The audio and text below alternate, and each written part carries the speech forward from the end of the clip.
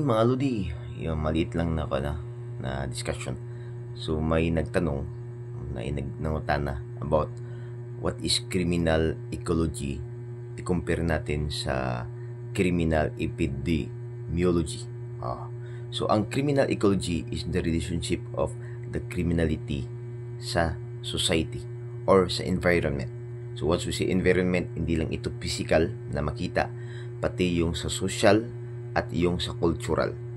So once we say social, mga tao, yung cultural, yung mga na-engrave na norms or standard behavior society.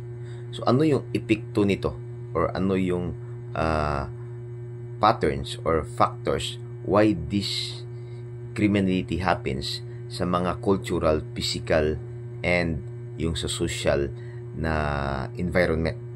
So ano yung dahilan?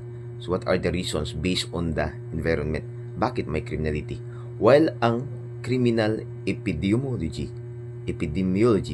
is more on parang epidemic, wherein it studies the distribution of crime into the society.